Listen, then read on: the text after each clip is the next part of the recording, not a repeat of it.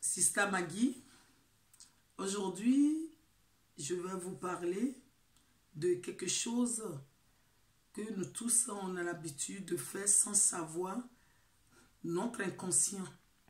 Qu'est-ce que notre inconscient nous dit? Notre inconscient peut nous jouer des tours. Notre inconscient pour nous faire vivre des choses sans que nous puissions savoir. Notre inconscient pour nous faire jouer des disques négatifs dans notre vie sans que nous ne savons pas que c'est nous-mêmes qui sommes en train de jouer ce disque. L'exemple, quelqu'un que toute sa vie, on lui a insulté que tu es nul, que tu ne vaux rien, que tu n'es pas capable. Et des fois, les parents, ils ont l'habitude de le faire sans savoir réellement l'impact que ça va avoir sur la vie de leurs enfants. Parce que dit, tu es bête, tu ne vaux rien, et tu n'es pas capable, tu es nul. Et l'enfant a enregistré tout ce mot dans sa tête, dans son disque, dans son inconscient. Et un jour, l'enfant se bloque. L'enfant veut faire quelque chose ou la personne veut faire quelque chose, tu te bloques sur ce mot.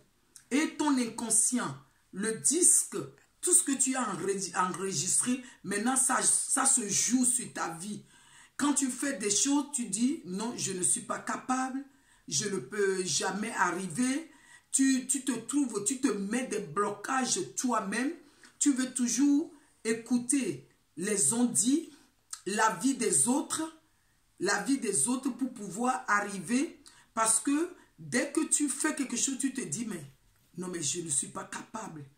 Maintenant, il y a des parents qui insultent leurs enfants dans leur enfance. Maintenant, quand l'enfant grandit, maintenant, l'enfant a l'âge de pouvoir travailler et se marier, produire de sa vie, de l'argent. Maintenant, les parents disent, mais pourquoi tu n'arrives pas? Regarde tes amis, regarde les gens de ton âge, ils arrivent. Pourquoi toi-même tu n'arrives pas? On oublie que c'est nous-mêmes qu'ils ont maudit nos enfants parce que la parole a une grande efficacité. La parole a un impact sur la vie des humains. Et si nous pouvons contrôler tout ce qui sort dans nos bouches et pour savoir qu'est-ce que nous allons proclamer sur nos enfants. Qu'est-ce que nous allons dire sur nos enfants? Est-ce que nous pouvons dire les choses positives sur nos enfants malgré les difficultés? Malgré que l'enfant n'arrive pas, nous disons à l'enfant, tu vas arriver, tu vas s'en sortir.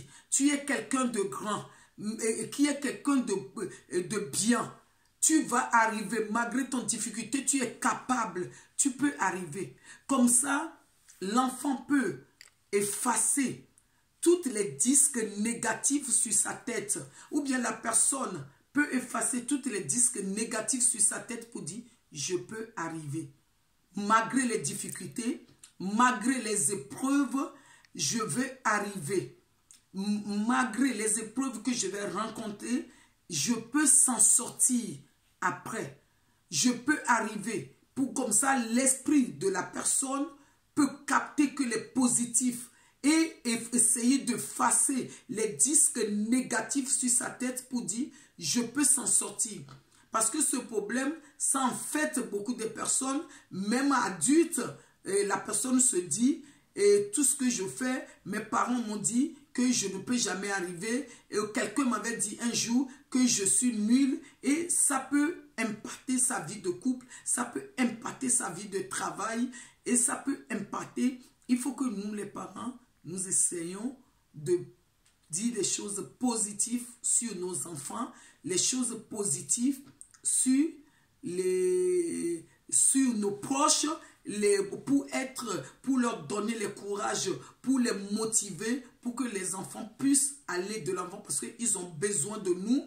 Et si nous avons fait cette erreur-là dans le passé, à partir de maintenant, nous allons savoir que nos enfants, c'est à nous de les motiver, c'est à nous de les encourager, c'est à nous de les aider à aller de là avant et que Dieu vous bénisse.